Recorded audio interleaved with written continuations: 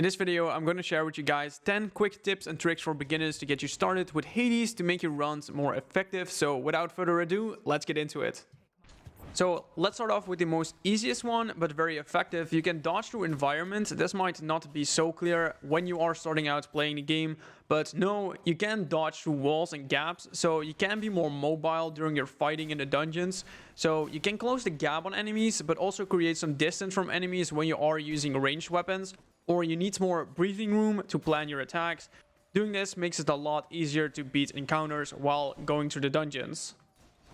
So for the next one, you might know you can use the mirror to gain permanent passive bonuses from using dark crystals. Well, did you know eventually Nyx will upgrade your mirror, and now you can change the bonuses to a different passive bonus on the left side. So here you can make better passive bonus combos with the mirror, so you can be overall better in your runs. Eventually, when you are going through the dungeons and get back to the House of Hades, you will be able to renovate the realm. Here, you quickly want to pick up the faded list of minor prophecies. When it is available, this acts as a sort of mission objective book, where if you complete the required objectives, you gain a lot of resources from this, so you can further upgrade yourself and other useful renovations to make the runs better. So in the game, you will find Nectar. This is used to upgrade your relationships with the characters in the game. So when you give Nectar to a character the first time, you will gain a keepsake, what can be used during your runs to gain a passive bonus. So I recommend first to give all characters their first Nectar to get all the keepsakes, and there might be one in your interest what fits your playstyle.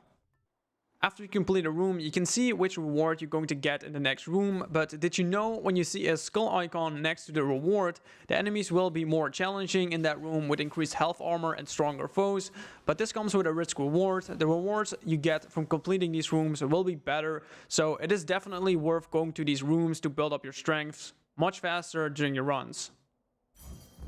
A general tip to get a successful run is you want to focus on going to rooms with boons from gods and hammers, what upgrades your weapons, as well as poms of power to further level up your boons, then going to a room what gives you resources, because focusing on getting those upgrades will benefit your current run that you're doing, and resources will only help you if you fail the current run to further upgrade the things in the House of Hades. When you complete a room, there might be more activities to check before going to the next room, because there could be a well of Charon to buy buffs from, what can help you out during your run, and the most effective ones are going to be that the next room ensures a Chaos Gate to get a boon from the God of Chaos, or a Infernal Trove to get a chest in the next room what contains resources if you have that unlocked by renovating the realm. But the best buff of the well is that your next boon will be of upgraded rarity, what will benefit your build strengths when getting a new boon.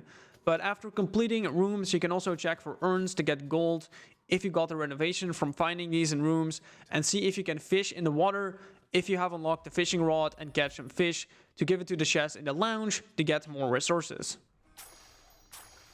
So in the dungeons you can find hidden characters what gives you unique buffs and also add more interesting storytelling, but the buffs can be of great use for building up your strengths. So if you see a room reward looking like a quest marker, I recommend you go there. It is one of the best buffs you can get in the game to make your runs better. In the rooms you can also make a good use of traps and environments to take down enemies much quicker. So if you keep this in mind when fighting in rooms, this can be of great use to beat your enemies. But it might be hard to getting enemies to walk on traps, so it could be better to just use your other attacks, but if they're close to a trap, then remember to use them.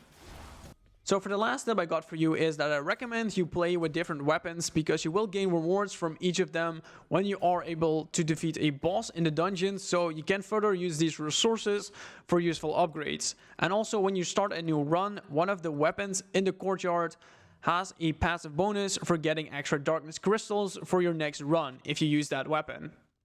But those were the 10 quick tips and tricks I got for you guys. I hope these will help you out, and if you got some more tips to share, share them in the comments. And if you want a more in-depth step-by-step beginner's guide for Hades, you can check that one out after this video. So if you are interested in more related content, you could subscribe to the channel, and I guess you can leave a like if you liked the video or a dislike if you didn't. But I thank you guys for watching, and I see you all next time.